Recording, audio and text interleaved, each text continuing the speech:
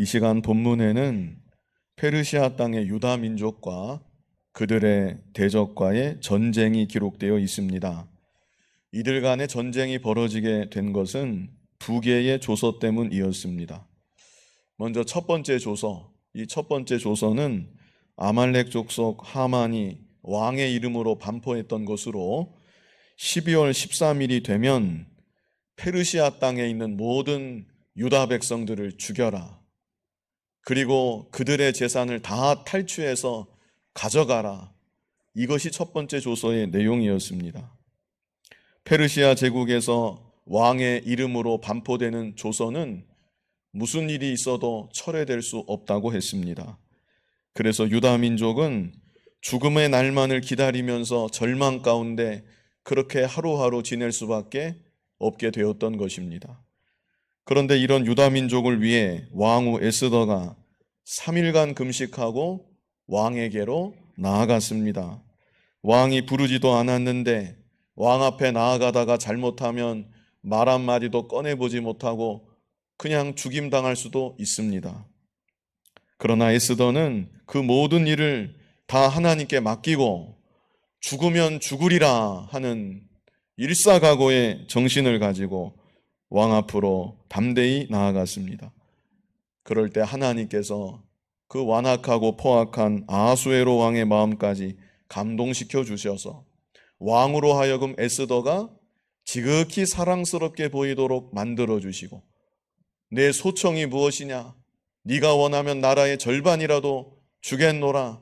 이렇게 왕이 에스더를 믿고 신뢰하게끔 하나님께서 왕의 마음을 움직여 주셨습니다. 그래서 에스더는 2번에 걸쳐서 왕에게 간구했지요.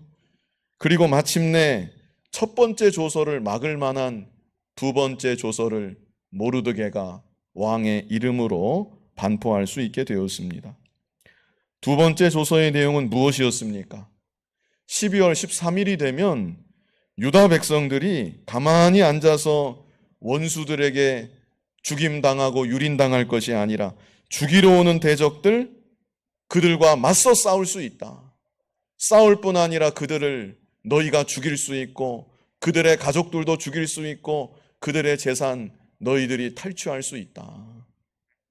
쉽게 말해서 적극적인 자기 방어권을 이 2번째 조서를 통해 유다 백성들에게 부여하여 주었던 것입니다.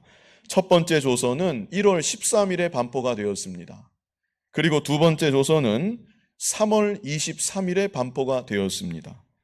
그러므로 12월 13일까지 유다 민족들이나 유다 백성들이나 유다 백성들의 원수들이나 피차 간에 충분한 시간을 갖게 되었던 것입니다. 각각 전쟁을 위해서 만반의 준비를 했음에 틀림이 없습니다. 그리고 이제 드디어 결전의 날 12월 13일이 왔습니다. 전쟁이 벌어졌는데 그 결과 어떻게 되었습니까? 오늘 제목에 있는 대로 유다 민족이 승리했습니다.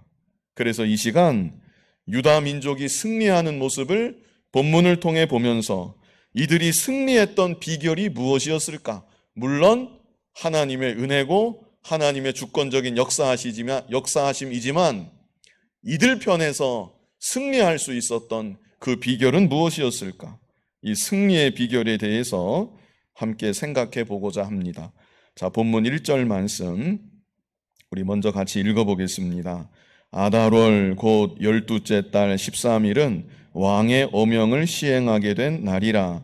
유다인의 대적들이 그들을 제거하기를 바랐더니 유다인이 도리어 자기들을 미워하는 자들을 제거하게 된 그날에. 자, 아달월 곧 12째 달 13일이라고 했지요. 이 12월 13일에 대해서 다시금 설명해 주고 있습니다. 이날은 어떤 날이었는가? 원래 유다인의 대적들이 유다인들을 제거하기만을 손꼽아 기다리고 고대했던 날이 바로 12월 13일이었습니다.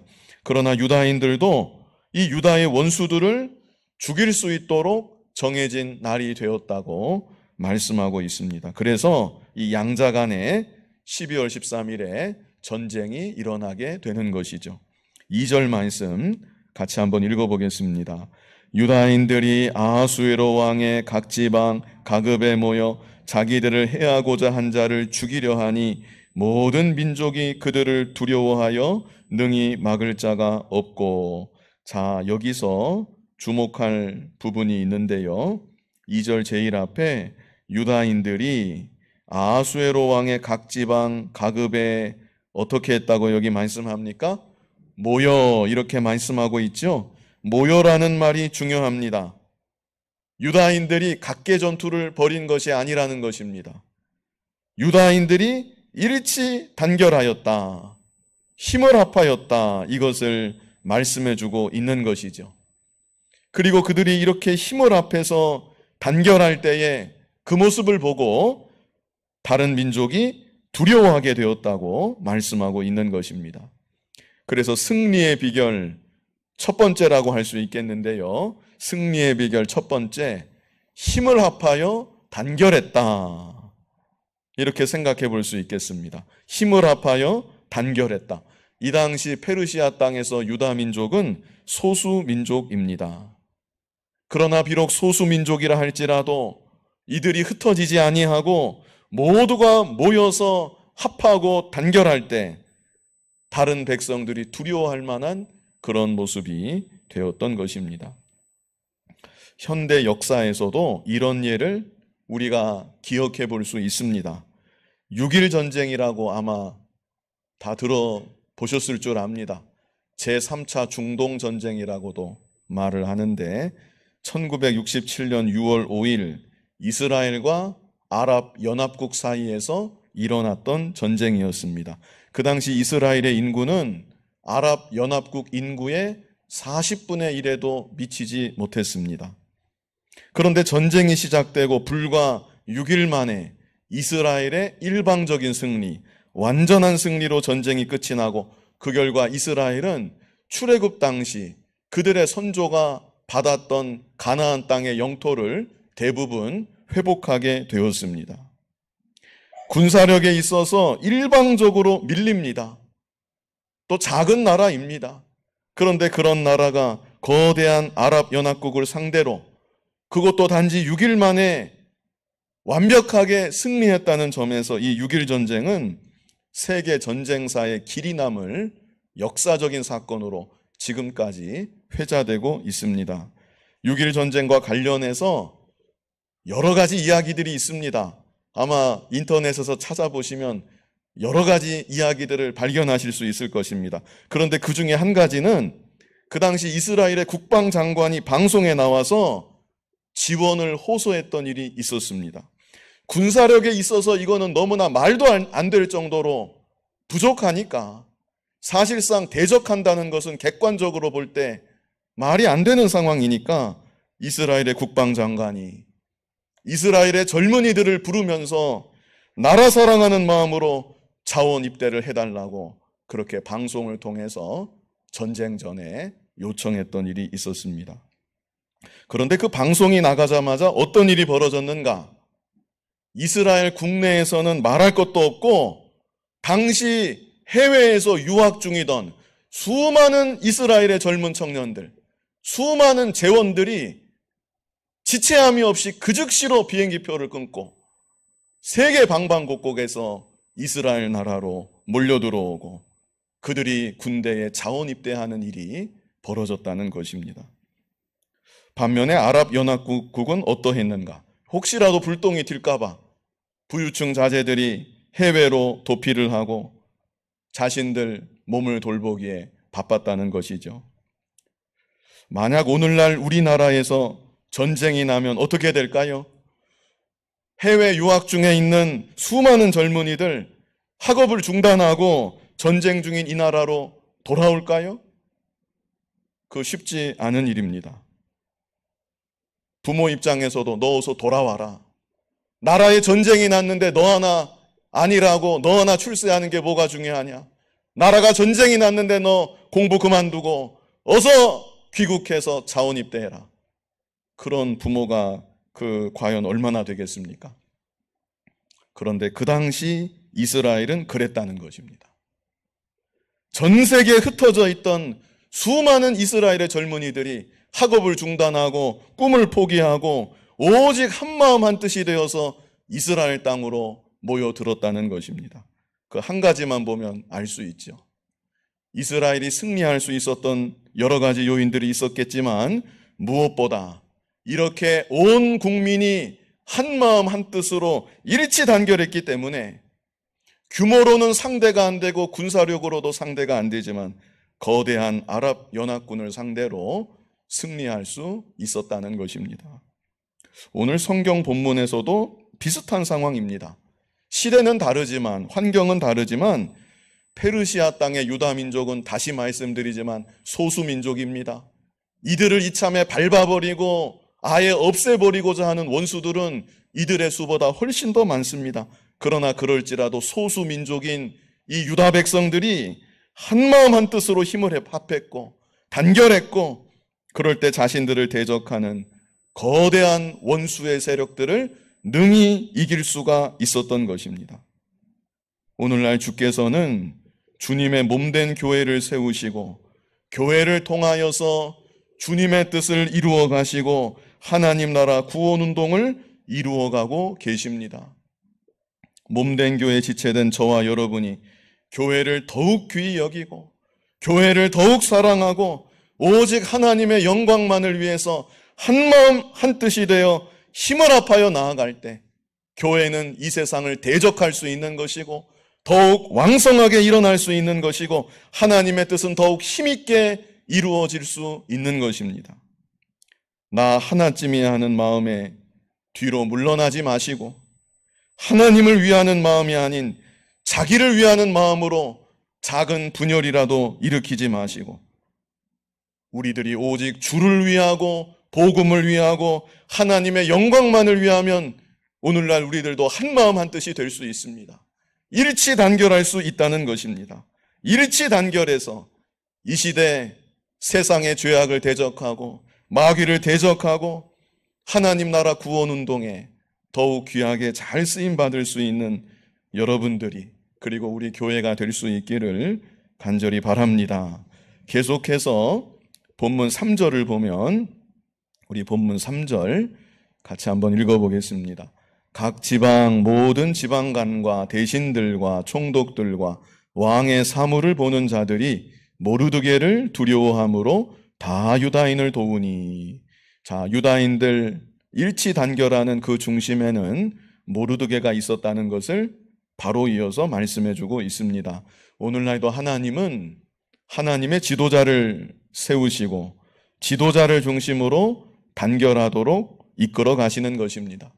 하나님께 세움받은 자는 오직 하나님만을 바라봐야 되고 하나님께 오직 절대 복종코자 하는 중심으로 나아가야 되고 그럴 때 그런 지도자를 중심으로 하나가 되는 것이 모두가 일치 단결할 수 있는 중요한 비결이라고 하겠습니다. 여러 가지 다양한 생각들이 있을 수밖에 없고 각자가 원하는 방향은 조금씩 다를 수 있지만 그럼에도 하나님께서 세우신 지도자를 존중하고 어찌해서든지 힘을 합하며 나아가는 것이 그것이 귀한 믿음의 모습이라고 하겠습니다. 4절 말씀 같이 한번 읽어보겠습니다. 모르드게가 왕궁에서 존귀하여 점점 창대하매 이 사람 모르드게의 명성이 각 지방에 퍼지더라. 모르드게 개인을 위해서 하나님께서 이렇게 해주는 것이 아니지요. 모르드게는 도구일 뿐입니다.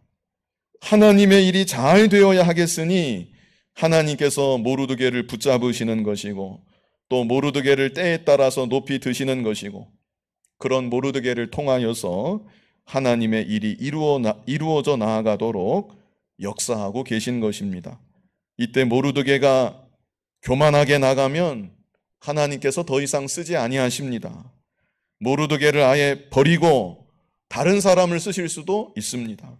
그러므로 오늘날 모르드게의 위치에 있는 사람들 다 우리가 가정에서 지도자의 위치에 있다고 할 수 있고 또 교회에서도 기관장, 전도회장, 주일학교 교사 다 저마다 위치가 있을 텐데 하나님께서 사용해 주심에 감사하고 오직 하나님께만 모든 영광을 돌리고 그저 겸손한 모습으로 하나님께 잘 쓰임받아야 마땅한 것입니다.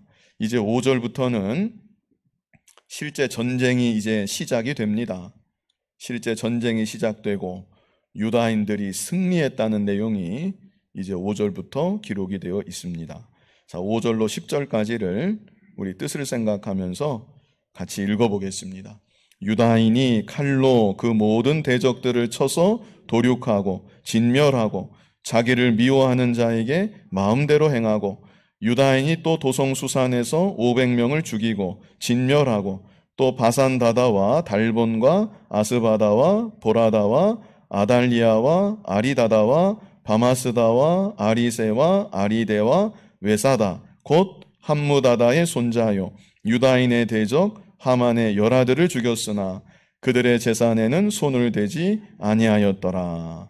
자, 이 구절을 보시기 전에 먼저 기본적으로 아셔야 될 것이 있는데 무엇을 아셔야 되는가 하면 유다인들이 먼저 공격한 것은 아니라는 것입니다. 이 사실을 분명히 아실 필요가 있습니다. 유다인들이 먼저 공격한 게 아니다. 평상시 자기들에게 기분 나쁘게 한 사람들, 너무나 미운 사람들, 이참에 유다인들이 공격했던 것이 아닙니다. 이것은 어디까지나 자기 방어였다.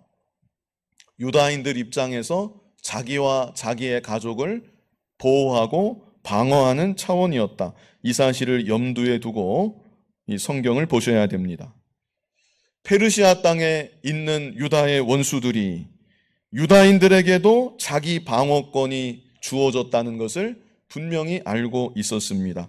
그런데 그럼에도 그들은 여전히 유다인들을 유린하고 싶고 죽이고 싶고 유다인들이 가지고 있는 재물을 다 빼앗고 싶었습니다. 그래서 유다인들에게도 적극적인 자기 방어권이 있다는 것을 알면서도 공격을 감행했던 것이고 이에 유다인들이 자기들과 자기들의 가족을 보호하기 위해서 이들과 맞서서 싸웠던 것입니다.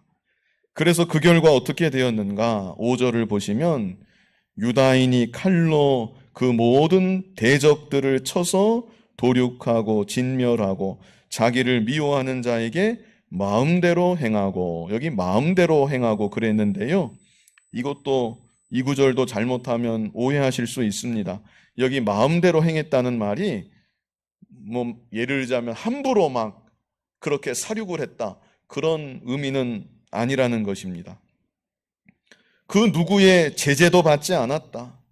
법률적인 제한도 없었다. 자신과 자신의 가족들을 공격하는 대적들을 제재나 제한 없이 다 처단할 수 있었다. 이런 정도의 의미로 이해하시면 되겠습니다. 만약 제재가 있다면, 또 법률적인 제한이 있다고 하면 자신을 향해 쳐들어올 때, 가족들을 죽이려고 칼을 들고 쳐들어올 때 그 대적을 향해서 마음 놓고 맞서 싸울 수가 없는 것입니다. 그저 피하기만 한다든지 아니면 기회를 봐서 곤봉으로 다리를 내리친다든지 그저 뒤에서 정신을 잃도록 잠시 그렇게 만들다든지 그 정도밖에는 못하는 것입니다. 그리고 그러던 중에 자신들이나 가족들 생명이 잃게 되는 일도 빈번히 생길 수밖에 없는 것입니다. 그러나 두 번째 조소가 반포되었죠? 아무 제재가 없습니다.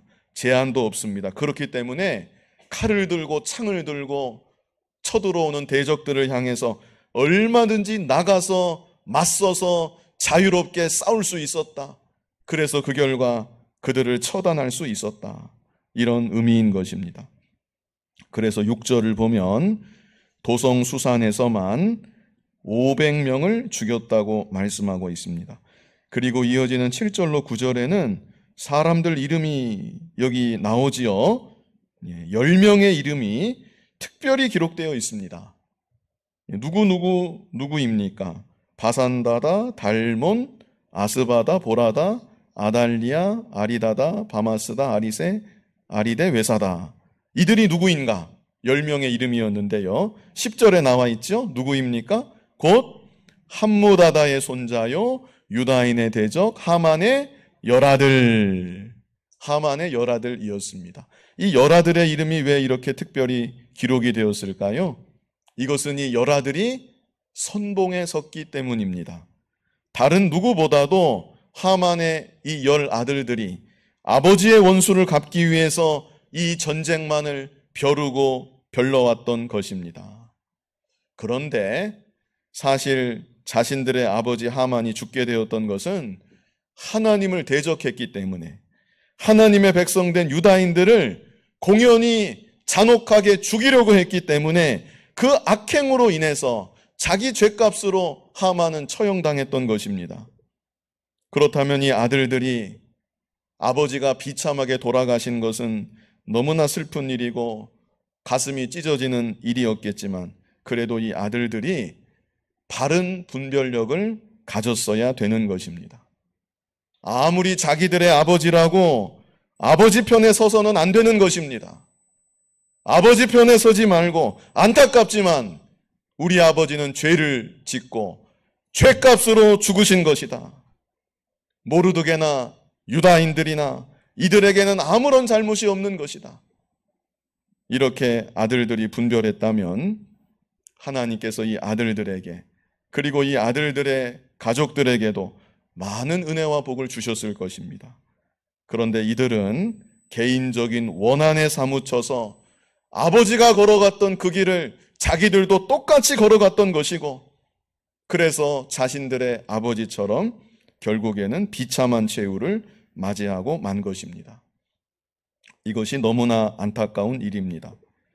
하만 같은 경우까지는 아니라도 아버지가 혹 분별을 못하고 죄 지는 길에 서 있다면 그 아버지를 보고 자기는 그 길로 함께 가서는 안 됩니다.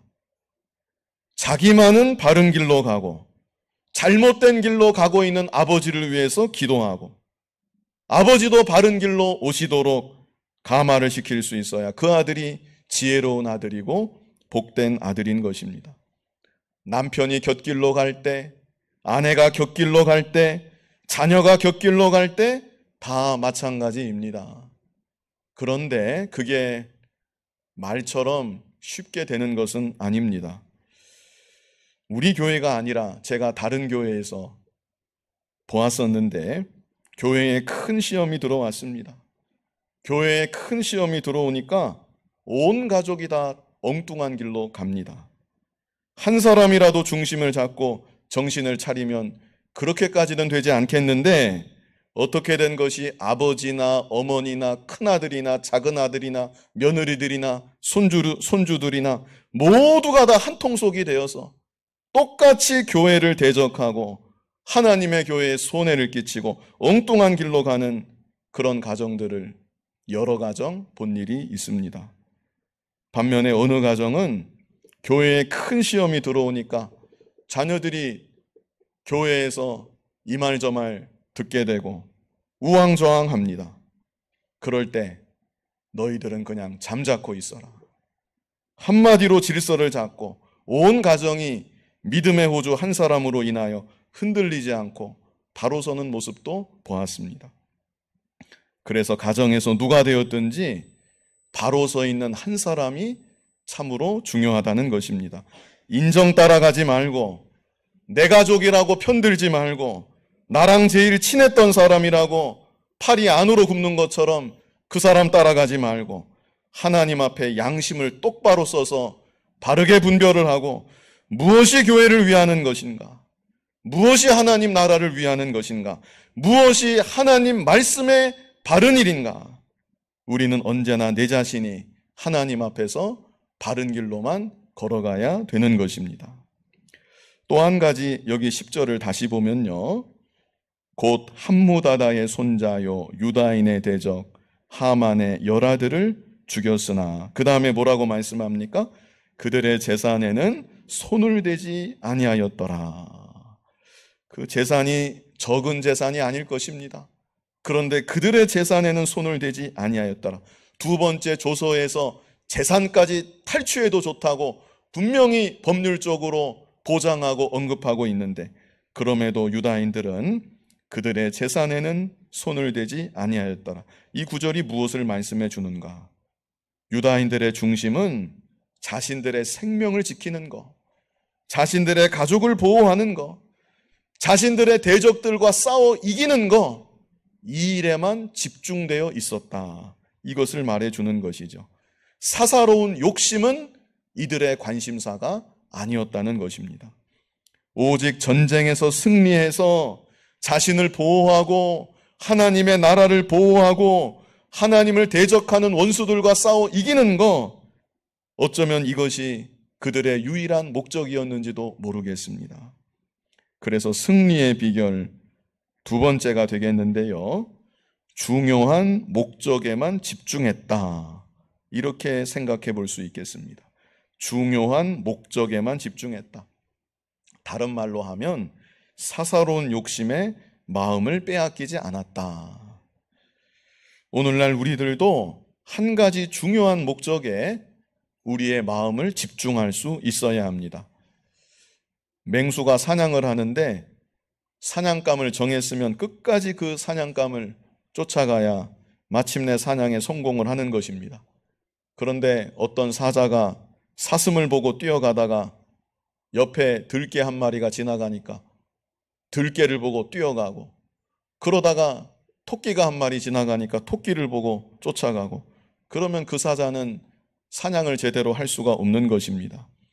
오늘날 우리들이 이 세상을 살아갈 때에도 중요한 인생의 목적이 반드시 있어야만 되고, 그 목적을 바라보고 그 목적을 이루기 위해서 달려가야 되는 것입니다.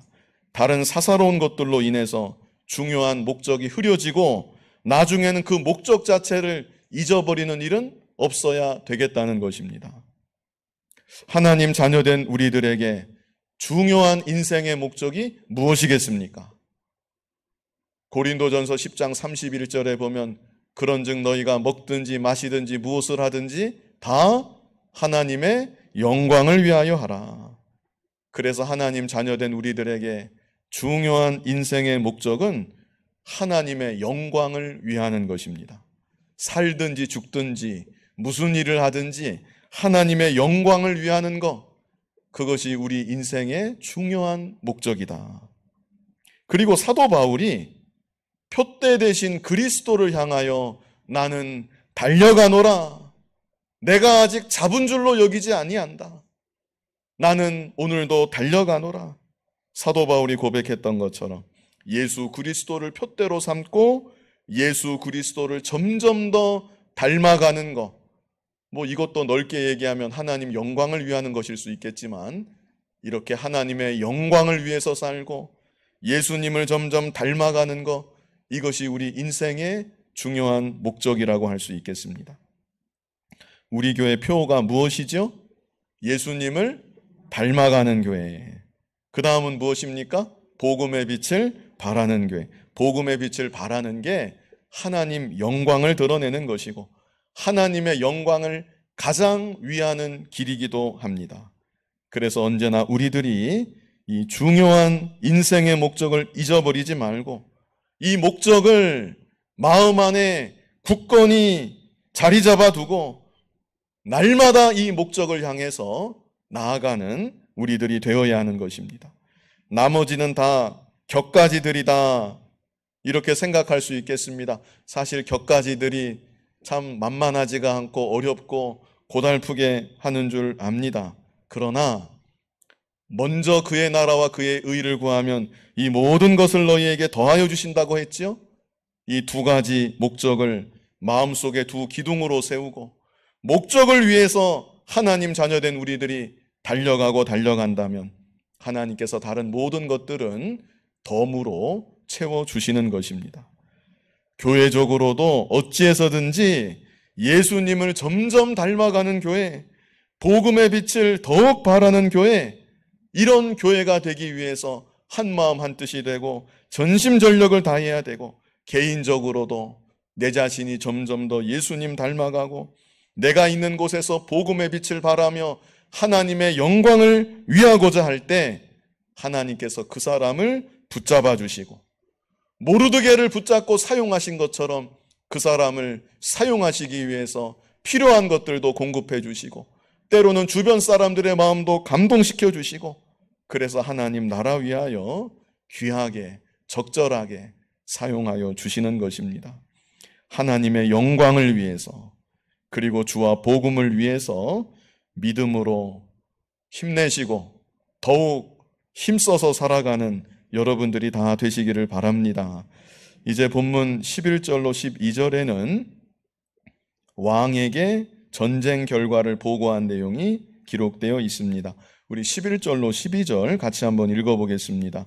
그날에 도성 수산에서 도륙한 자의 수요를 왕께 아뢰니 왕이 왕후 에스더에게 이르되 유다인이 도성 수산에서 이미 500명을 죽이고 멸하고 또 하만의 열아들을 죽였으니 왕의 다른 지방에서는 어떠하였겠느냐?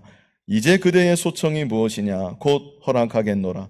그대의 요구가 무엇이냐? 또한 시행하겠노라 하니. 참 왕이 에스더를 정말 사랑하지요. 네. 전쟁 결과 이렇게 되었다는 것을 왕께 보고했다고 11절에 말씀하고 또 왕이 이제 이렇게 되었다. 전쟁이 이렇게 마무리가 되었는데 이제 그대의 소청이 무엇이냐? 그대의 요구가 무엇이냐? 또 에스더에게 소청이 무엇이냐고 왕이 이렇게 물어보고 있습니다. 이에 에스더가 답변을 합니다. 에스더가 뭐라고 답변을 했는가? 우리 13절 말씀 같이 읽어보겠습니다. 에스더가 이르되 왕이 만일 좋게 여기시면 수산에 사는 유다인들이 내일도 오늘 조서대로 행하게 하시고 하만의 열아들의 시체를 나무에 매달게 하소서 하니. 자, 이 구절만 보면 그동안 그려왔던 에스더의 모습하고 조금 다른 것처럼 그렇게 느껴집니다. 네, 그렇게 느껴지지 않으신가요? 참 에스더가 아주 적극적이고 또 호전적으로 이렇게 느껴지는 구절입니다. 그동안 에스더의 모습은 물론 죽으면 죽으리라 하며 나아가는 모습에서 에스더의 단호하고 결단력 있는 모습도 나타나기도 했었지만 그 왕 앞에서 그 에스더의 모습을 생각해 볼 때 지극히 겸손하고 왕 앞에서 말 한마디 한마디 너무나 조심하고 그러다 보니까 에스더가 말도 아마 조신하게 한마디 한마디 겨우겨우 가려가면서 했을 것 같고 그런 이 에스더의 모습이 떠오르는데 자, 이 순간만큼은 에스더가 답변하는 이 13절만을 보면 마치 전쟁터에 서 있는 장수와 같이 용장과도 같이 그렇게 에스더가 왕에게 요구하고 있습니다. 무엇을 요구했지요? 왕이 만일 좋게 여기시면 어떻게 해달래요? 수산에 사는 유다인들이 내일도 오늘 조서대로 행하게 하시고 내일도 원수들을 처단하다가 다 처단을 못했다는 겁니다. 내일까지도 원수들을 처단하게 해달라고 이렇게 부탁을 하고 있는 것입니다. 보통 사람 같았으면 그냥 넘어가기가 쉽습니다. 어차피 다 전쟁을 이겼는데 이긴 정도가 아니라 압승을 거두었는데 이 정도에 만족하고 이제는 기뻐하고 승리의 축포, 기쁨의 축포를 쏠 수 있는 상황입니다. 그러나 에스더는 아직 원수들이 남아있다. 다 처단하지 못했다. 완전히 처단하기 위해서 다시 한번 적극적으로 왕께 요구했던 것입니다. 그뿐 아니라 하만의 열아들 시체도 나무에 매달도록 허락하소서. 이것은 다시는 이런 자들이 나오지 않도록 본보기를 삼고자 또한 이런 부탁을 하였던 것입니다. 그래서 승리의 비결 마지막 세 번째가 되겠는데요. 적극적으로 끝까지 싸웠다. 끝까지 싸우는 정신. 이게 중요하다고 하겠습니다. 오늘날 우리들도 믿음의 선한 싸움을 싸울 때 우유부단해서는 안 됩니다. 적극성이 있어야 되고 과단성이 있어야 되고 무엇보다도 끝까지 싸우는 정신이 우리들에게 있어야 이 죄악 세상에서 믿음 지키며 거룩하게 살아갈 수가 있는 것입니다. 적당한 선에서 마무리하고 타협하고 이제 이 정도면 되었다. 그렇게 방심하면 안 되는 것입니다. 죄와 싸우고 마귀와 싸우되 끝까지 싸우는 정신으로 나아가야 된다는 것입니다. 히브리서 12장 4절을 보면 너희가 죄와 싸우되 아직 피 흘리기까지는 대항하지 않고 있다, 이런 구절이 있습니다. 하나님 자녀들에게 너희가 죄와 싸우는 모습이 있기는 있는데 피 흘리기까지는 그 정도로는 싸우지 않고 있다, 이렇게 적극적인 싸움을 독려하는 구절이 있습니다. 우리 마음에 죄악이 있죠? 부패성이 있습니다. 우리가 내 안에 있는 원수와 싸워야 됩니다. 내 안에 있는 죄성, 부패성과 적극적으로 끝까지 싸워야 됩니다. 우유부단하지 말고 적당히 그냥 위로하고 넘어가지 말고 내 마음에 숨겨져 있는 나의 원수와 이 부패성과 죄악성과 끝까지 싸워야 되고, 그뿐 아니라 바깥에 대적이 또 있습니다. 온갖 마귀의 미혹들, 죄악 세상의 물결들, 이것들을 대항해서 피 흘리기까지 적극 싸우는 그런 우리들이 될 때 이 믿음의 선한 싸움에서 승리할 수가 있는 것입니다. 우리 마지막 14절로 16절 같이 읽어보겠습니다. 왕이 그대로 행하기를 허락하고 조서를 수산에 내리니 하만의 열아들의 시체가 매달리니라. 아달월 14일에도 수산에 있는 유다인이 모여 또 300명을 수산에서 도륙하되 그들의 재산에는 손을 대지 아니하였고, 왕의 각 지방에 있는 다른 유다인들이 모여 스스로 생명을 보호하여 대적들에게 벗어나며 자기들을 미워하는 자 7만 5천 명을 도륙하되 그들의 재산에는 손을 대지 아니하였더라. 그들의 재산에는 손을 대지 아니하였다. 이 마지막 14절로 16절에도 두 번씩이나 반복해서 나오고 있죠. 목적에만 집중했다. 사사로운 욕심에 흔들리지 않았다. 한 가지 더 생각해 보자면 이들의 싸움은 원한에 사무친 무자비한 싸움은 아니었다. 이 구절을 통해서 그것을 또한 우리에게 알게 하여 주는 것입니다. 잔혹한 사륙은 아니었다는 것입니다. 철저히 자신들과 자신들의 가족을 죽이려고 달려드는 자들에 대한 전쟁이었다. 하나님의 나라를 대적하는 원수들에 대한 응징이었다. 이것을 이 구절을 통해서 우리에게 생각하게 하는 것입니다. 이 시간 전쟁과 승리의 날, 이런 제목으로 말씀을 보았습니다. 유다인들이 승리를 거두었는데 특별히 승리의 비결을 같이 보았습니다. 첫 번째는 무엇이었습니까? 힘을 합하여 단결했다. 오늘날 우리 교회도 힘을 합해서 단결해야 됩니다. 두 번째는 무엇입니까? 중요한 목적에만 집중했다. 목적에 집중하고 목적이 같을 때 한마음 한뜻이 될 수 있습니다. 목적이 무엇입니까? 하나님 영광만을 위하는 것. 우리들 한 사람 한 사람이 마음 중심 가운데 자기 위하는 마음 버리고 자기 욕심 버리고 정말로 하나님의 영광만을 위한다. 그러면 한마음 한뜻이 될 수 있습니다. 나는 죽든지 살든지 하나님의 영광만을 위합니다. 그런 중심으로 하나님의 뜻을 찾으며 나아간다고 하면 우리도 한마음 한뜻 일치 단결해서 나아갈 수가 있다는 것입니다. 그리고 우리 개인적으로도 우리 인생의 중요한 목적, 하나님의 영광을 위하는 이 목적에 집중해야 되고 예수님 닮아가는 이 목적에 집중해서 살아갈 때 하나님 자녀답게 승리하며 이 세상을 살아갈 수 있습니다. 마지막 세 번째는 무엇이었죠? 적극적으로 끝까지 싸웠다. 죄와 피 흘리기까지 싸우는 정신. 물론 하나님의 은혜로 우리의 성화 구원이 이루어져 나아가지만 우리들도 역시 하나님 앞에 자복하고 회개하며 죄를 대항하고 적극적으로 싸워서 이 믿음의 선한 싸움에서 승리할 수 있는 그런 우리들이 되어야 하는 것입니다. 그래서 이 시대 죄를 이기고 세상을 이기고 마귀를 이기는 승리하는 믿음의 길 걸어가는 우리들 모두가 또 우리 교회가 될 수 있기를 간절히 바랍니다. 거룩하신 아버지 하나님, 예수 그리스도의 피로 값주고 산 우리가 되었는데 오직 하나님의 영광을 위해서 살아갈 수 있도록 은총을 더하여 주시옵소서. 그리스도의 장성한 분량에 충만한 데까지 이르라고 말씀해 주셨는데, 내 자신이 예수 그리스도를 점점 더 닮아가는 일에 더욱 소원하고 또 간구하며 실제 주님을 닮아 나아가는 우리들 모두가 되어지도록 인도하여 주시옵소서.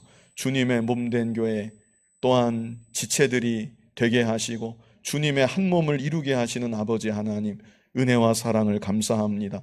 자기 위하는 마음 우리들이 다 버리게 하여 주시고, 내 욕심, 내 생각 다 버리게 하여 주시고, 오직 하나님의 영광만을 위하는 마음으로 하나님 기뻐하시는 뜻을 찾으며, 그래서 일치단결하여 교회가 교회적으로도 굳건히 서나가게 하여 주시고, 이 시대 하나님 기뻐하시는 복음의 기관, 생명의 기관으로 앞으로도 더욱 귀하게 쓰임받는 우리 교회가 되게 하여 주옵소서. 예수님 이름으로 기도하옵나이다. 아멘.